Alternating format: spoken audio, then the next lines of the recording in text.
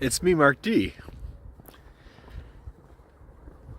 and I help angry men learn to not be angry. No, that doesn't sound right either. You know, it's funny, I don't really think that I have ever really known exactly what my calling is. I've done endless work on what my secret skill is or my superpower, or even try to figure out what my dharma is. Sometimes I think that's around drug addiction. Sometimes I think that's about matching the corporate world with the secret sage world and helping corporations to understand how to bring humanity and love into the way they do their work. Maybe I do know what my secret superpower is. Maybe I do understand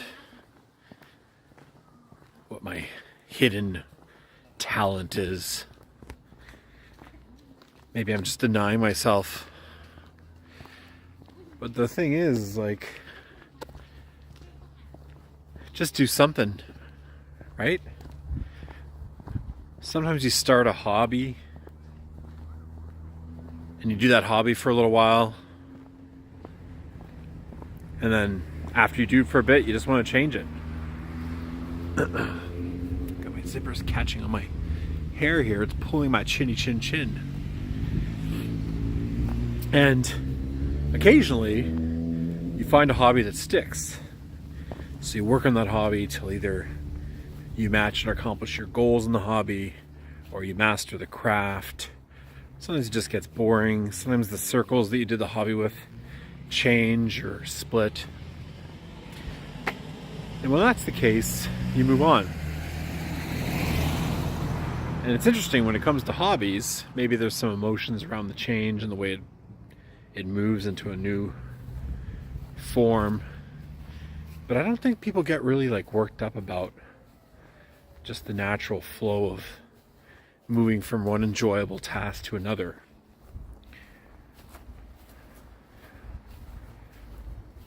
So why is it that I, and potentially others, feel frustration around not being able to figure out what to do? What I'm discovering through this journey of becoming spiritually, mentally, emotionally, and physically more fit is that it's about being connected to the flow of life. There was probably a time in my life when I was connected to the flow of life, and I feel like I'm getting closer and more connected to the flow of life.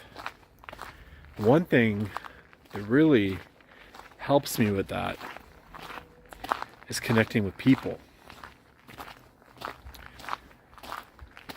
And the segue here is actually because the other day I wasn't feeling all that great. I was having a bit of a tough mental day. Feeling frustrated, feeling kind of buried, feeling unable to express myself, feeling like I wasn't even able to figure myself out. And I walked from work to home, and I stopped at T&T to grab a couple rolls of sushi. And the fact that I can walk from my work to home, stop at a grocery store and buy sushi for my kids, I mean, those are blessings. Those are life blessings. I shouldn't even be feeling down while having the opportunity to do those things. I had my headphones on. I was listening to an audiobook, walking through one of my favorite alleys.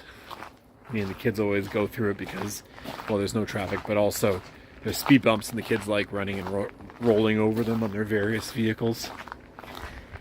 And there was a man in one of the yards there. There's a church there, and he was playing bocce with his child.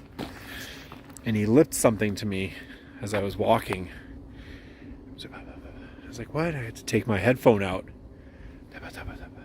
What? He has a really wonderfully pleasant accent. He says, not that other accents aren't pleasant, but it just really immediately struck me.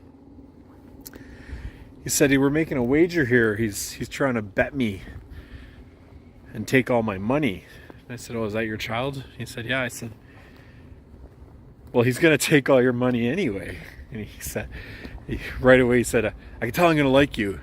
And he just went off. He just started telling jokes, talking about himself, talking about life, talking about family and partnership and children. And he was just jovial, and everything he said I could relate to. And it was so interesting because this man made me feel seen. And we were like finishing each other's sentences, finishing each other's jokes, relating on so many different levels. And it was just like a good 15 to 20 minute conversation. He just focused in on me and we talked while his child ran around his legs and tried to get his attention. He was just really good at connecting with the child while not speaking.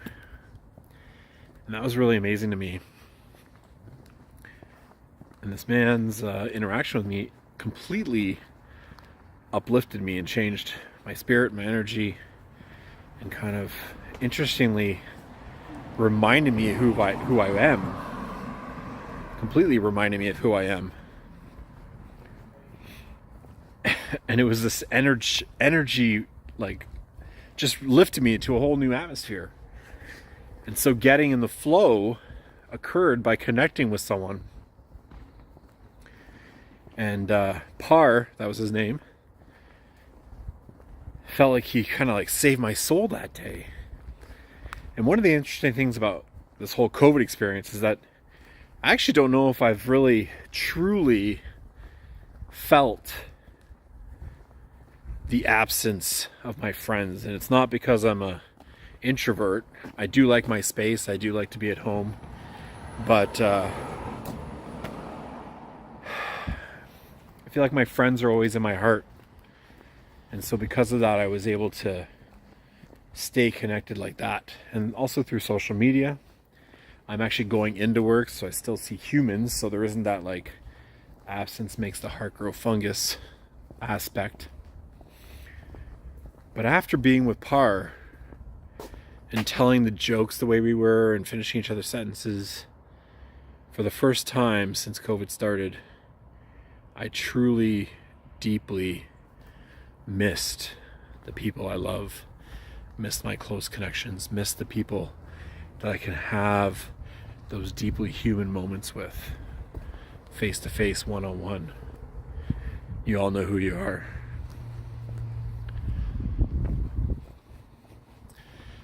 Something happened that night. I just couldn't stop thinking about this interaction and this gentleman who just filled me with love and joy. He says, if you ever see me on the street, I give you permission. Come talk to me. Get my attention. Remind me of the bocce ball. Forget my name. It's okay. I'm not gonna remember yours. And we gave each other permission to forget each other's names. And I thought about him all night, and I laughed and sighed and giggled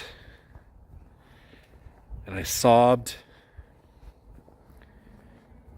And I just don't understand why that one human experience completely opened my heart up.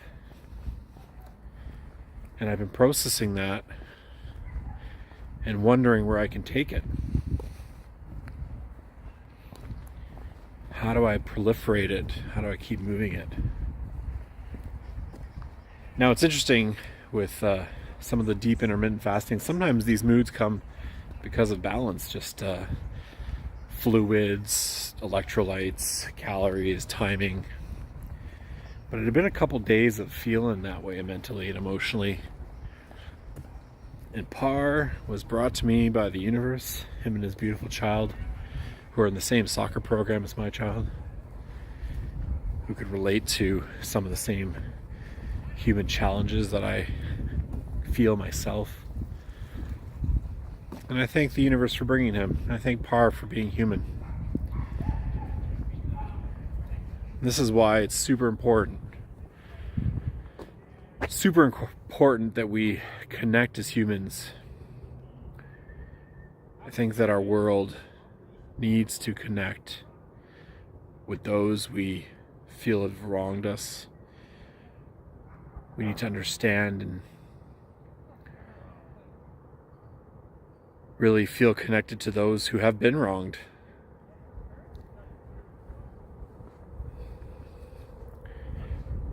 And there's an understanding.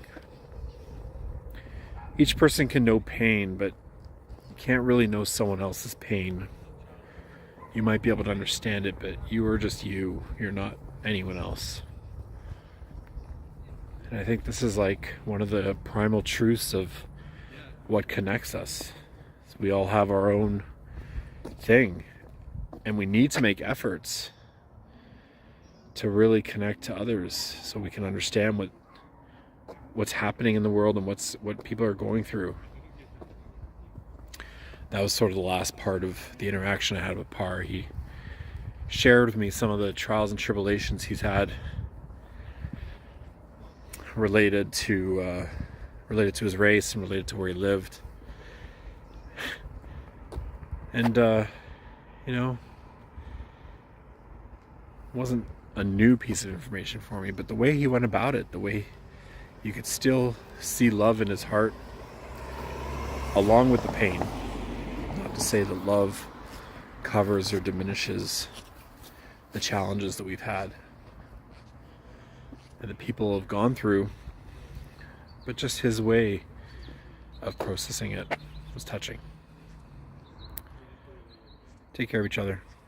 Mark D loves you.